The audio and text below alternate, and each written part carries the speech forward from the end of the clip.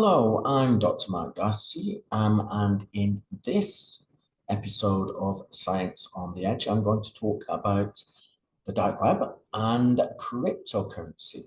So let's get started.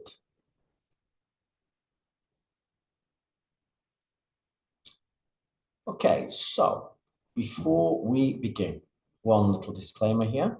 Many dark web sites contain illegal content, so it's therefore your responsibility to browse safely and responsibly. Remember, only access Tor websites in an appropriate and legal manner. I'll explain what Tor websites are shortly.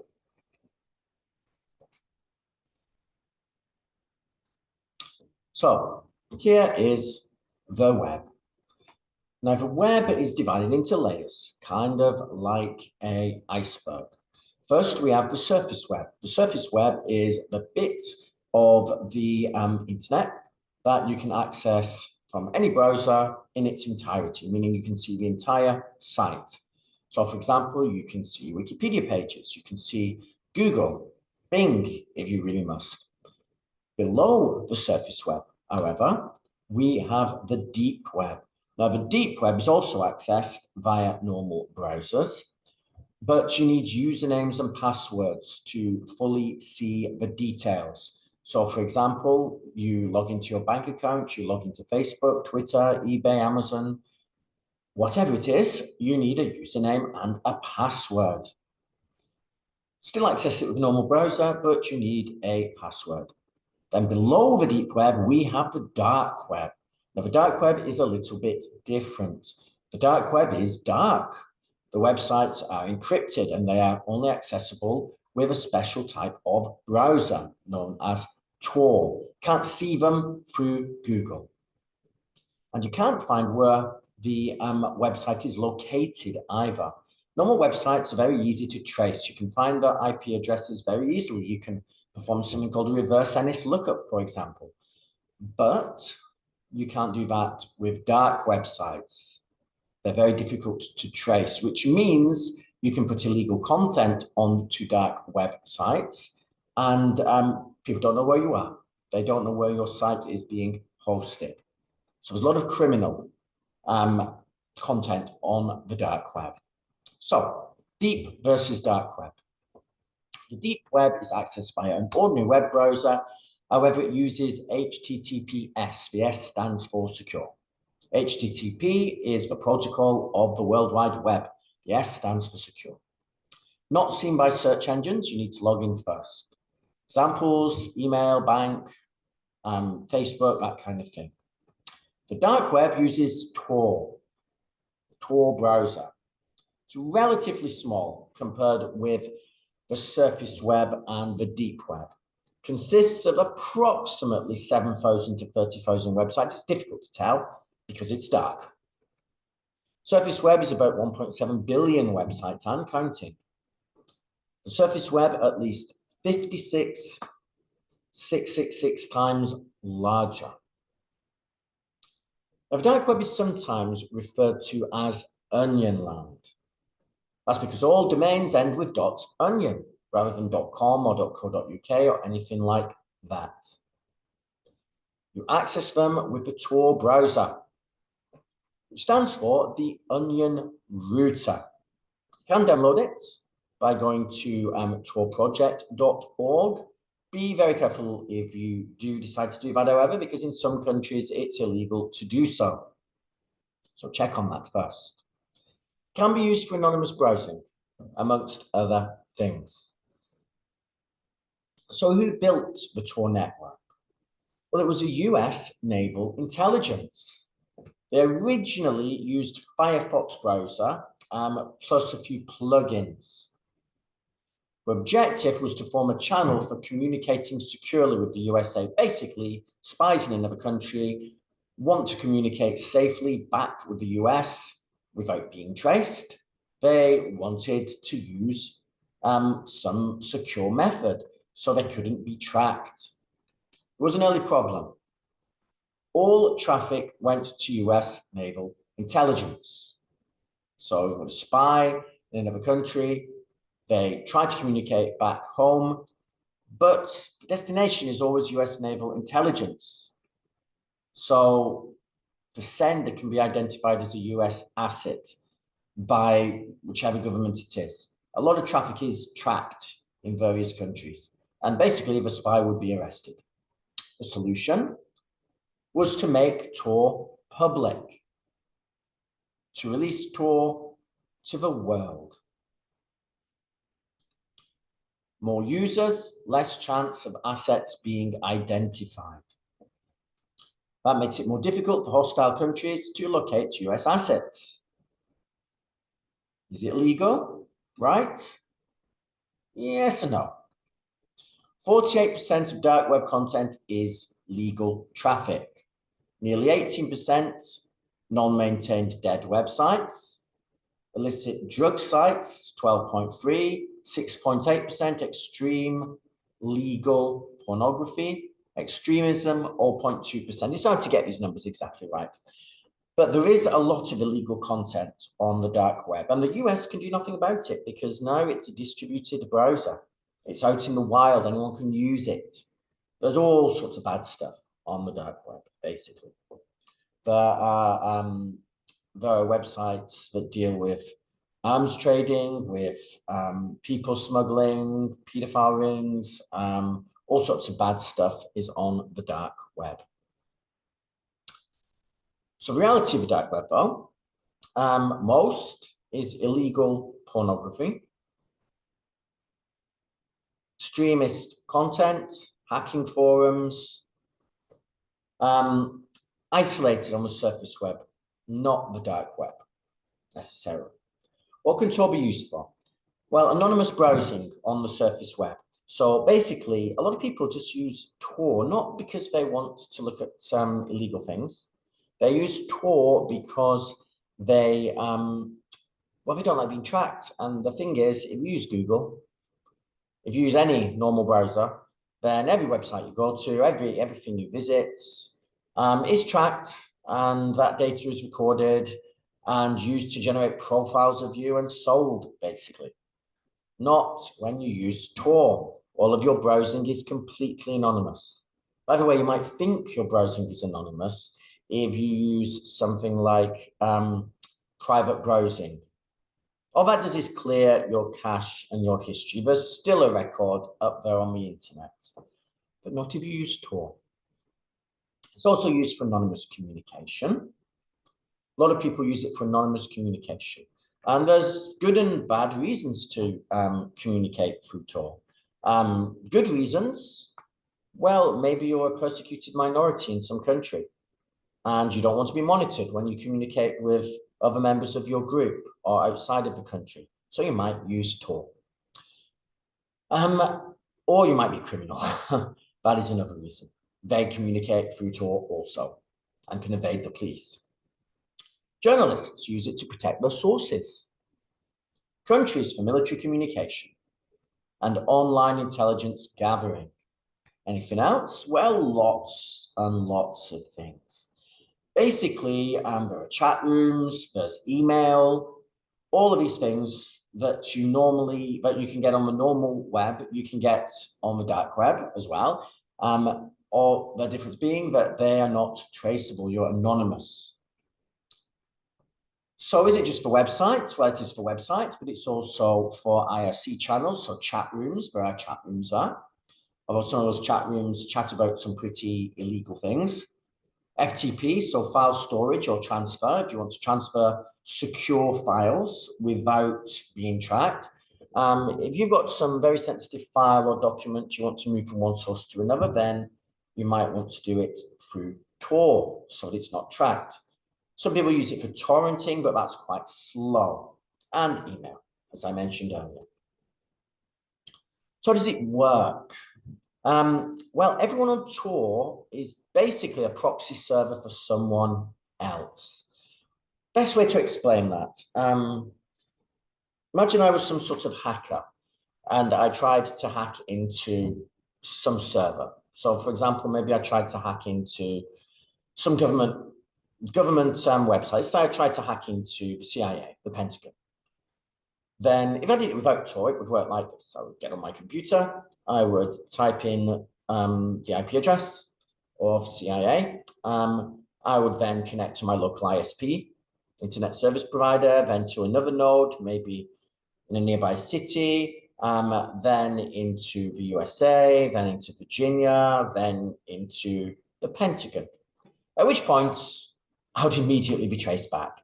They would just track all of those nodes, those hops, back to my IP address, and I would be in deep trouble. Now, you might say, oh, you could use a VPN. You could connect to a VPN in whatever the country is, the US, for example. Well, if you did that, you'd still be in trouble because the VPN would very quickly be traced and hacked. And again, your IP address would be determined. Now, how would it work if you were using Tor? Well, if you're using Tor, it'd be a bit different. First of all, my IP address, the address of my device, would be encrypted. So it would be anonymous. So it would be a fake IP address generated. Then what would happen is, as I connected, I would connect from my Tor to the Tor of someone else. Maybe the Tor on someone's laptop in Guatemala. And then from there to someone's Tor in Bermuda, and then Alaska, and then Germany, and then Thailand, and then Indonesia, and then Iceland, and then Belgium, and then and then to the Pentagon. At which point they would try to trace back. But as they were tracing back, the route would constantly change. The Belgian connection would be dropped and replaced with a connection in Poland. Guatemala connection dropped, replaced by one in Bolivia, etc., etc., etc. The route would constantly change. So as they were trying to track me back, they would never quite make it to me. That's basically how Tor works. That's why you're invisible on Tor, because the route is constantly changing. You're connecting through other people's Tor on their laptops, computers, etc. They're acting as proxy servers. This is what makes you invisible. This is what makes you anonymous when you use the dark web. Okay, so that's a summary of the dark web. I'm not really going into too much detail on that right now. Just sort of explaining an overview of what it is. It's used for very many criminal activities, but also good stuff too. Cryptocurrencies. How does that relate to the dark web? Well, because that's a currency of the dark web. When people buy and sell things on the dark web, they buy and sell things using cryptocurrencies, mainly Bitcoin. Now, Bitcoin is a semi-anonymous currency. It's not stored on a bank account, it's stored in a wallet on a person's device, their phone, their computer. Cryptocurrencies are not linked to a person, they're linked to an anonymous account, and they can be transferred between individuals, so anonymously. So all you really know when two people pass crypto between each other is that one account with one number passed it to another account with another number, but you don't know who either person is. Of course, this is ideal for hackers and for criminals on the dark web because it means they can launder their money. If they steal something, they simply sell it and take crypto as payment, usually on the dark web, and it's untraceable. So it's used for buying goods on the dark web. It's not just used for that, though. It is used legally. So cryptocurrencies, you can use them to buy various products on the internet. You can book certain hotels. You can use cryptocurrencies for anything, really. It's just that they're used quite a lot on the dark web. They are virtual currencies. Crypto meaning concealed or secret. The popular cryptocurrencies are Bitcoin, Ethereum, Ripple, Litecoin. There's many others. Bitcoin is the most popular and the first one, really, that was created. Bitcoin, original cryptocurrency, regarded incorrectly as anonymous because there is a link with an account, but it's semi-anonymous, let's just say. It uses something called blockchain to record transactions. Each transaction recorded as a single entry, a block. I'm going to show some diagrams that explain this shortly. Each block is linked together to form a chain. All of these chains are on something called the public ledger, a public record, which records every transaction. It was released in 2009 by, well, there's a tricky bit, released by someone calling themselves Satoshi Nakamoto, but that's not a real person. We don't know who that is. That could be an individual, could be a group of individuals, could be a nation, could be anything. We don't know. It's never been discovered in all that time. And we'll go into details about that now. So Satoshi Nakamoto produced a white paper. The instructions for making Bitcoin, for mining it, so to speak. The rules by which it would work. He released that on the internet, and there was some correspondence from him over the next few years, and then he went silent for a while. Now, a lot of people thought he may be dead, or she may be dead, or they may be dead. But when I think it was a CNN report came out saying that they'd identified who Satoshi Nakamoto was, they picked an individual in Silicon Valley, unsurprisingly. Satoshi Nakamoto came out of retirement, so to speak, and there was another confirmed message from them on the internet saying, no, that's not me. It wasn't that person. So we still don't know who Satoshi Nakamoto is. So where do cryptocurrencies come from? Cryptocurrencies such as Bitcoin are based on solving a complex mathematical problem, which is used for encryption. Solving this problem requires extreme amounts of computing power. It used to be that anyone could install the software for mining cryptocurrency, creating cryptocurrency on their own computer, their own laptop. But now that's not really possible. You can do it, but there are so many big organizations now with very powerful computers that do the mining, and they do it so well that they beat any individual, really. So most mining now is done by big organizations. So solving this problem requires extreme amounts of computing power. Ordinary computers now lack the required power, although you can network computers to do that. And some hackers put viruses on multiple computers to do the mining for them. So you need powerful computers. For example, programmable gate array miners. We knew this was happening when there suddenly was a shortage of NVIDIA graphics cards. They were being taken up by big organizations in places like China and used to mine Bitcoin. So solving a portion of a formula earns Bitcoin. So Satoshi Nakamoto is thought to be the 44th richest person in the world. How do we know that? Well, because Satoshi Nakamoto, there is an account linked with that person, whoever they were, a numbered anonymous account. So you kind of know roughly how much Bitcoin they've got. You can make messages, you can send messages on the internet using your account if you wish. So we therefore know how much an account has, even if you don't know who owns it, who the person really is. So yes, Satoshi Nakamoto is thought to be the 44th richest person in the world. Amazing that they've kept silent for so long. We still don't know who they are. My gut feeling is it's one person, not a group of people. One very rich person.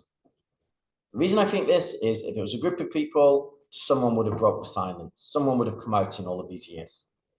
It's impossible for groups of people to keep secrets, pretty much. One person can.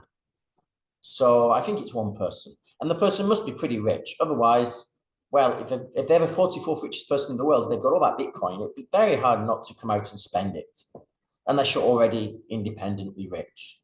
There were some rumors that it was Elon Musk or some such in Silicon Valley. I don't think so. Maybe.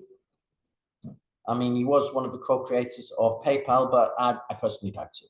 I personally doubt it. So how do you buy Bitcoin? You open an account on a crypto exchange, transfer money into your account, buy the cryptocurrency, keep the crypto at the exchange or transfer it to your wallet, which can be on a PC, smartphone, USB stick, etc.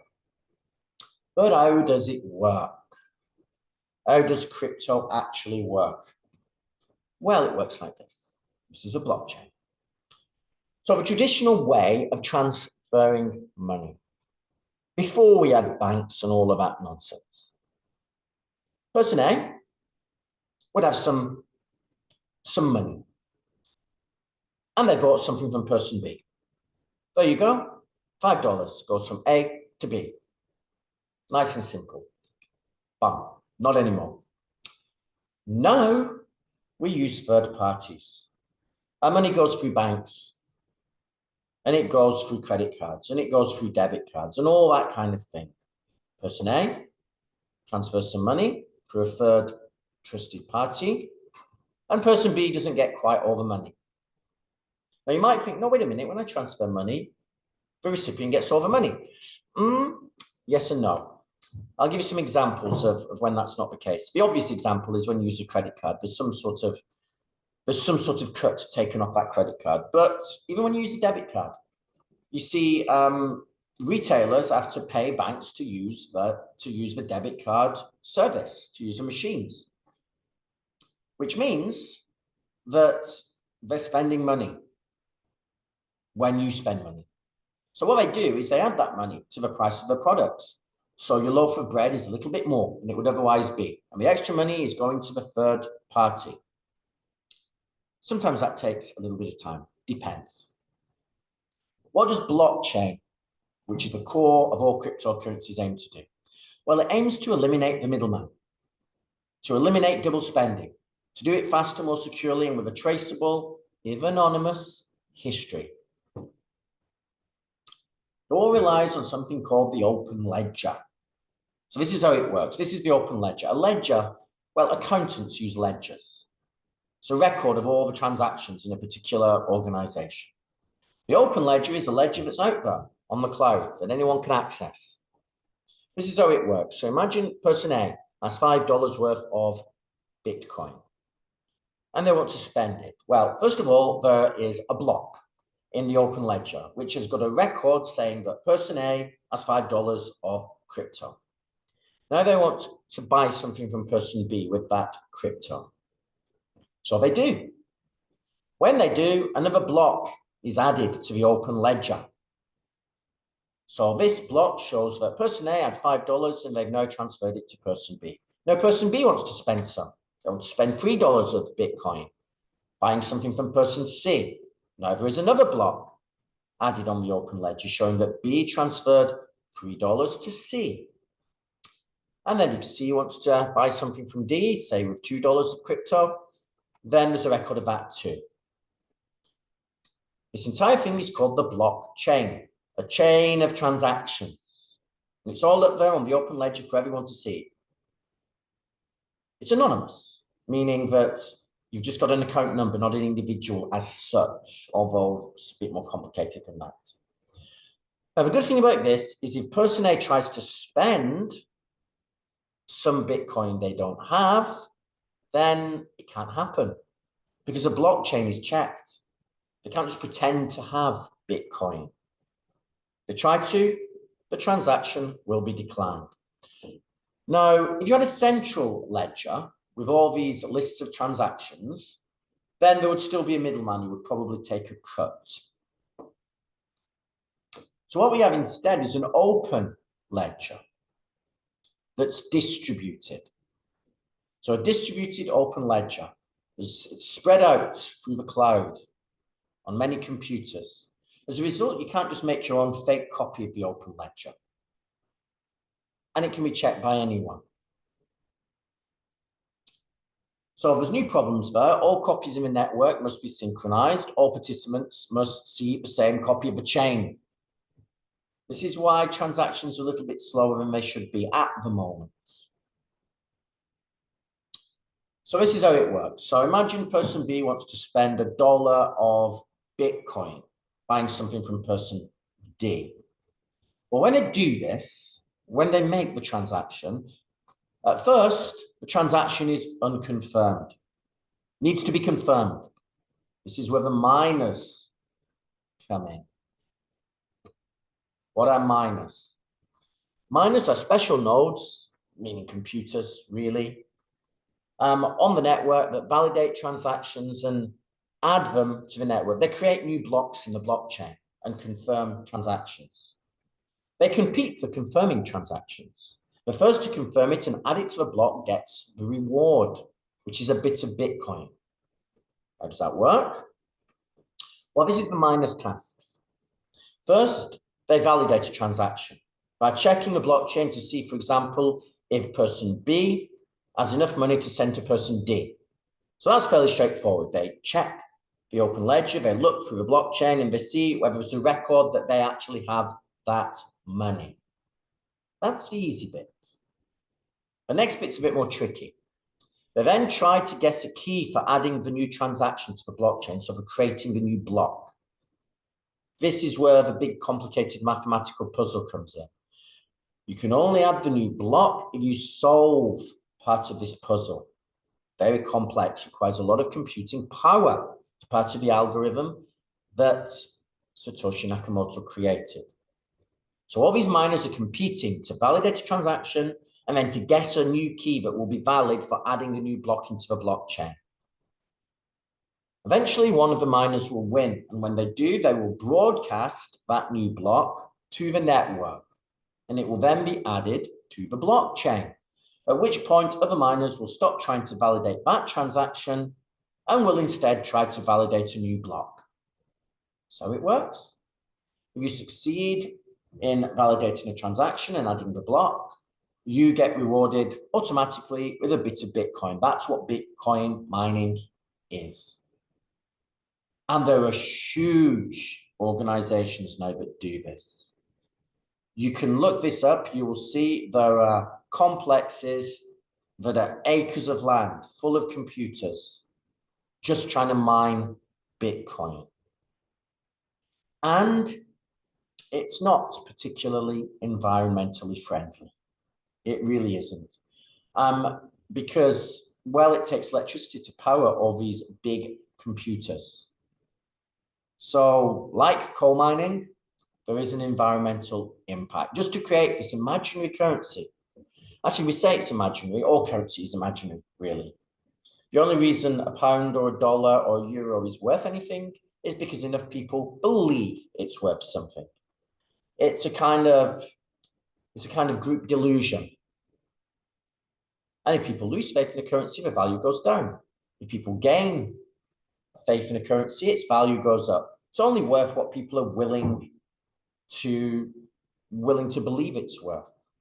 For example, when Bitcoin was first created, it was worthless. People just mined it on their computers and it just sat there because it had never been used to buy anything, so it had no worth. Then people started spending it, the first transaction being a couple of pizzas. One guy in one country put a message up on the internet saying, I'm hungry. A guy in another country said, I'll buy you 2 pizzas. And the first guy gave him some Bitcoin. Quite a lot, actually. I think it was 40,000 Bitcoin. It was quite a lot for 2 pizzas. But at the time, that was fine because it wasn't worth anything. Well, at that point, it became worth 2 pizzas. Now it's worth a lot more than 2 pizzas. Cryptocurrencies go up and down in value because, well, there's no way of controlling the value, really. All you can do to control the value is buy lots of it, which will mean there's less in the market, price goes up, speculators do this all the time, and then sell it when it's rare enough to be worth a lot. Of course, that will push the price down. So prices go up, down, up, down, up, down. There's no central bank controlling it. There are risks. Crypto exchange is a bank for digital assets, for example, cryptocurrencies. Some exchanges have been robbed, they've been hacked. For example, Mt. Gox in Japan, $450 million of crypto was stolen when it was hacked. Some people misplace electronic wallets, especially in the early days when people didn't really believe it was worth anything. People didn't care about it. So they might have a wallet stored on a computer, then forget about it. The computer got reformatted and the wallet was gone, or they lost the computer, or it crashed, or whatever, and they didn't have a backup. They might forget passwords for electronic wallets. Basically, there's a lot of crypto which has just been lost. Will it last? Well, some countries have outlawed cryptocurrency. Russia did outlaw it. It was illegal there for some time. But then the war with Ukraine started and the Russian currency crashed because basically no one outside of Russia would take the currency anymore. As a result, Russia legalized crypto so that their companies could trade outside of Russia, but still illegal in many other countries, China, South Korea, a few others, Nigeria. During economic uncertainty, cryptocurrencies typically rise in value.